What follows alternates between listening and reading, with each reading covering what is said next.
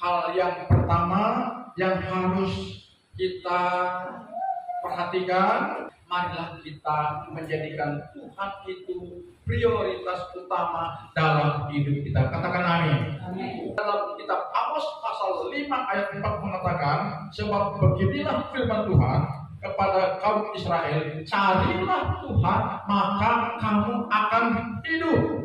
Nah, inilah dasarnya kenapa Tuhan mengingatkan kita, mengharapkan kita supaya kita menjadikan Tuhan itu prioritas utama dalam hidup kita. Karena firman Tuhan berkata, carilah Tuhan maka kamu akan hidup. Kenapa kita diminta, diingatkan untuk mencari Tuhan? Karena Tuhan itulah sumber hidup kita. Katakan amin. Tuhan itu sumber hidup kita. Di luar Tuhan tidak ada sumber kehidupan. Walaupun sekarang kita sedang hidup, tapi kalau kita di luar Tuhan, kita tidak akan menemukan kehidupan yang sesungguhnya. Apa hidup yang sesungguhnya? Hidup yang sesungguhnya adalah menjadikan manusia itu seutuhnya. Sebagaimana rancangan Tuhan yang semula, Tuhan menciptakan kita pribadi yang utuh, memiliki sifat kekekalan. Kalau kita sudah rusak sifat kekekalan kita karena dosa, kita tidak lagi menjadi manusia yang utuh. Karena nanti kita akan dibinasakan akibat kita melanggar, kita lari, kita berpaling dari rancangan Tuhan yang menyelamatkan. Sebagaimana yang sering saya sampaikan di sini di dalam 1 Tesalonika pasal 5 ayat 9, bahwa Allah tidak menghendaki kita ditimpa murka. Itulah sebabnya Dia mengingatkan kita agar kita mencari Tuhan, menjadikan Tuhan prioritas utama supaya kita hidup. Kita mencari Tuhan supaya Dia menjadi pengarah hidup kita, supaya Dia menjadi pembimbing hidup kita, supaya Dia menyertai kita. Banyak janji Tuhan kepada kita jika kita menempatkan Tuhan di atas segala-galanya. Dalam Matius pasal 6 ayat 33, carilah kerajaan Allah dan kebenarannya, maka semuanya itu akan ditambahkan kepada. Ini janji firman Tuhan jika kita menjadikan Tuhan prioritas utama. Yang kedua adalah kita lihat dalam 1 Korintus pasal 6 ayat 19 sampai dengan ayat 20. Juga ada dalam 1 Korintus pasal 3 ayat 16 dan ayat 17. Saya bacakan di sini. Ya. Berbunyi demikian, bahwa kamu bukan milik kamu sendiri, kamu telah dibeli. Ya. Apa maksudnya? Tubuhmu adalah bait Allah atau bait Roh Kudus. Dalam dua bagian ayat yang tadi saya bacakan. Jadi tubuh kita ini adalah bait Tuhan, bait Roh Kudus. Artinya apa? Setelah kita memprioritaskan Tuhan, kita juga harus memprioritaskan tubuh kita ini sebagai bait suci, bait Allah yang harus kita jaga, yang harus kita rawat. Kalau saudara mau sehat, maka rawatlah tubuh kita. Ya, rawat. Saya membaca sebuah artikel, ternyata kalau kita suka sarapan bubur setiap pagi dan ternyata kurang bagus. Siapa yang suka siap pagi sarapan bubur? Saya paling suka sarapan bubur, apalagi bubur babi. Bubur babi ceplok dengan telur setengah matang, suka sekali ya. Tapi ternyata itu kurang bagus untuk orang yang sudah usia 30 tahun ke atas, apalagi 40 tahun ke atas. Itu pemicu diabetes. Lebih baik kita sarapan nasi ketimbang sarapan bubur. Makanya banyak orang kena diabetes. Indonesia pengidap diabetes terbesar di dunia. Kenapa? Perhatikan kuliner-kuliner yang sudah menjamur di kota kita Solo ini. Banyak yang tidak sehat. Kita harus selektif dalam memilih jajanan. Sudah.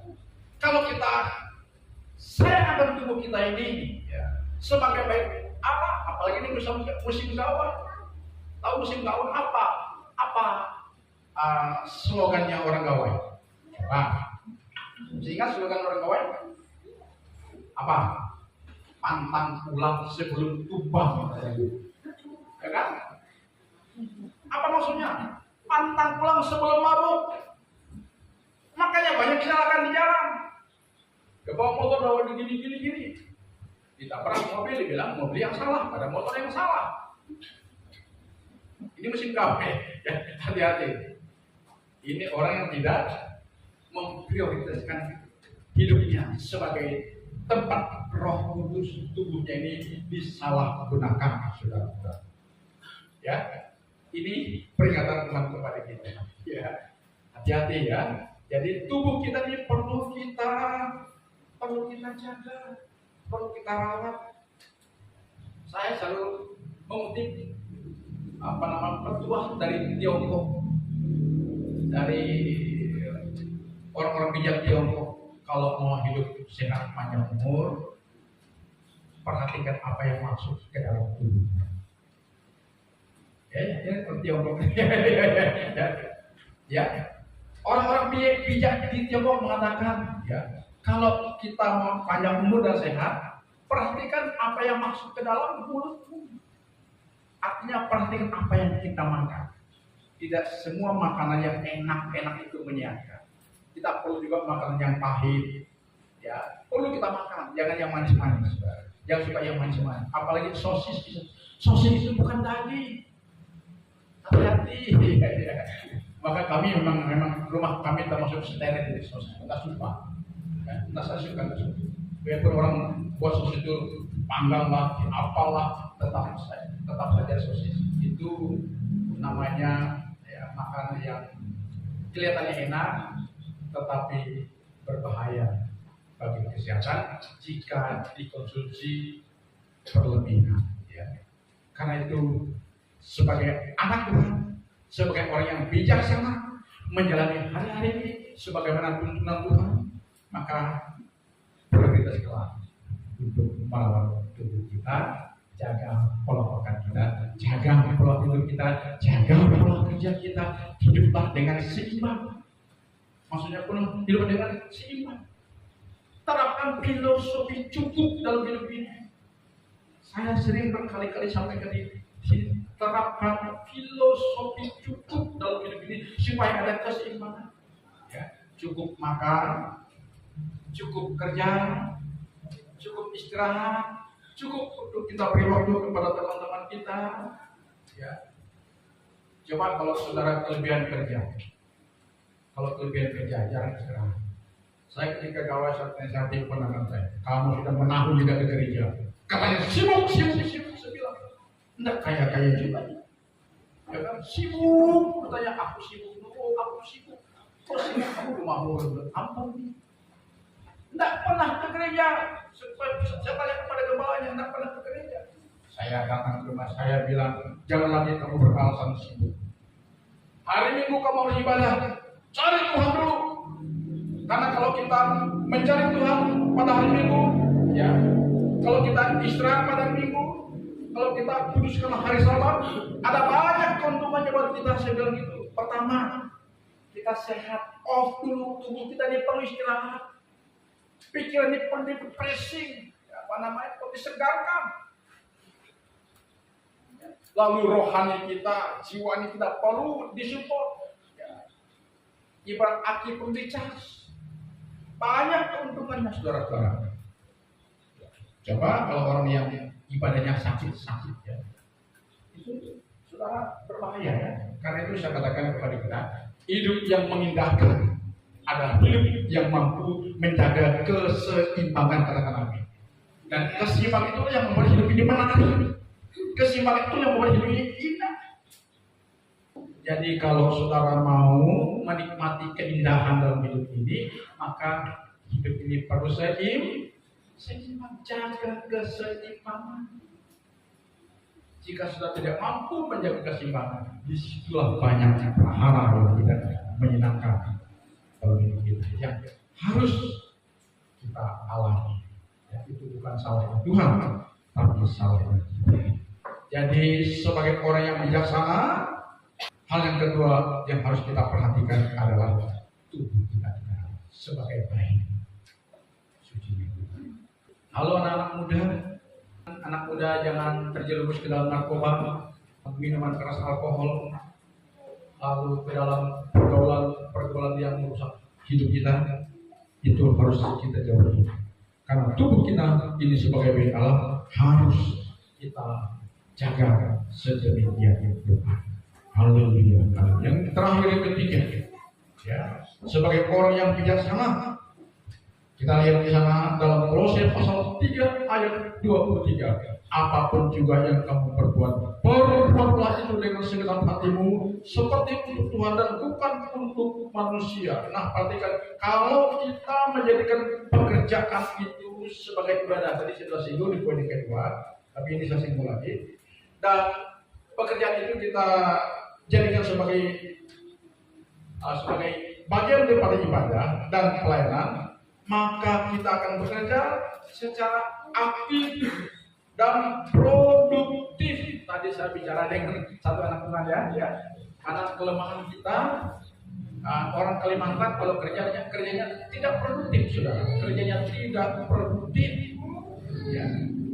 Sekali saya katakan kerja tidak produktif. Saya pernah menasihati pekerja kami ya. Saya nasihati kamu ya. Walaupun ini status kepemilikan kebun ini adalah adalah kami juga. Tapi kamu sebagai pekerjanya, saya bilang gitu.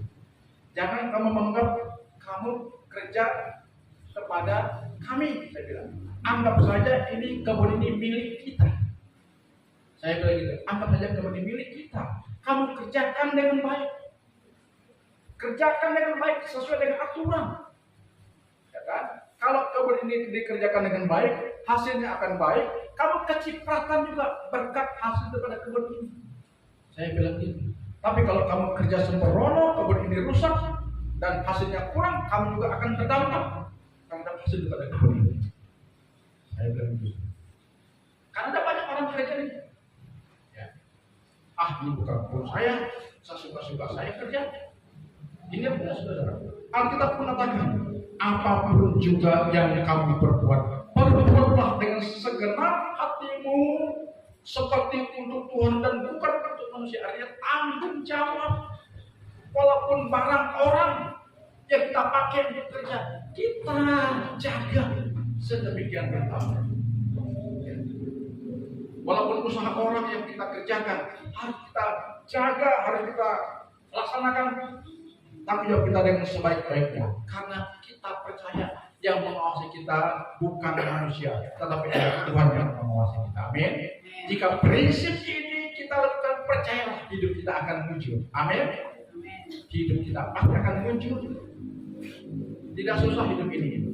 Saya pernah nasihati dulu dia berjemaat dengan kita. Saya tidak perlu sebut namanya. Ketika dia mau dibina oleh saya, rumahnya pakai dinding bambu, kecil, tempat meteran. Saya sering datang ke rumahnya, alat dunia gitu ya. Sempat saya menjadi CEO-nya, tolong simpan duit saya. Kenapa? Saya bilang, kok suruh kamu yang simpan? Kan ada CEO ada bank, kamu simpan aja di bank. Dia bilang, nah aku percaya sama Om katanya. Akhirnya setiap dia dapat uang, kasih ke saya catat, ya kan.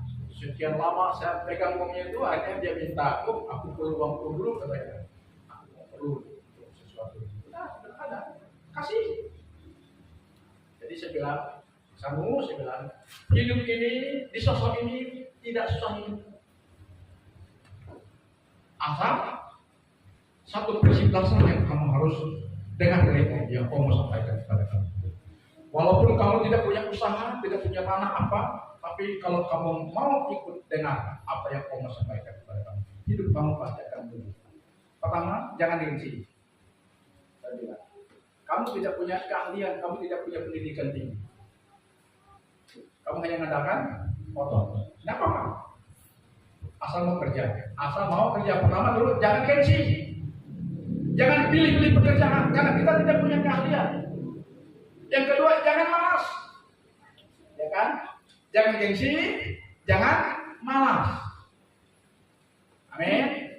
Yang ketiga, harus bisa mengatur keuangan dengan tepat sasaran, yaitu untuk kesejahteraan keluarga. Apa yang terjadi, saudara? Dia laksanakan apa yang kita mintakan. Sampai saya tes, benarkah dia tidak gengsi? Waktu kita bongkar dapur itu, mau dapat kerja? Mau kok. Tapi dia jawab ya, enggak apa katanya. Wah rumah, wah bunuh dia kebabulin pak. Itu sisa batu-batu bongkahan lantai itu. Kamu ratakan di tempat paling becek di warung. Mau dia sudah, mau saja masuk bawah agaknya kurang satu. Tapi dia siap sudah. 1 hari 2 hari dia rapikan bawah kolong kita ini dengan sisa bongkahan semen waktu rumah lama ini. Kamar mandikan dulu. Bapak ini bangun dengan almarhum Pak itu ya, kita bongkar. Jadi sisa bongkar itu dia rapikan supaya limbah itu, supaya bawah dapur itu tidak pede. Apa ya saudara? Dan situ saya lihat bahwa dia tidak pede. Dan sekarang hidup tidak ini. Ya. Sudah mapan. Ekonomi sudah bagus. Ya, karena tadi pertama tidak gengsi. Yang kedua mau kerja, tidak malas. Ya. Jadi hidup ini simpel. Ya. Saya sering nasihati anak-anak muda yang di kampung, kamu tidak sekolah, enggak pun sampai kelas berapa? Ada yang tidak tamat SD, ada yang tidak tamat SMP. Udah, kamu tidak sekolah, yang kamu kerja. Jangan mau. Itu saja benar. Jika kamu mau kerja, tidak gengsi, kamu belajar kamu punya masa depan. Hidupmu akan baik. Haleluya, haleluya, haleluya. Jadi yang ketiga tadi adalah prioritaskan pekerjaan. Ya. Yang Tuhan percayakan kepada kita. Ya. Apapun yang Tuhan sudah percayakan kepada kita, lakukan itu sebaik mungkin, sebisa mungkin. Kalau kita belum pandai, bertanya. Kalau kita salah, bilang maafkan aku salah karena aku belum paham. Begitu kita. Dengan demikian saya percaya hidup kita semakin hari semakin menuju kepada sebuah perubahan yang menuju kepada kebaikan, kesuksesan, dan keberhasilan. Tuhan Yesus memberkati.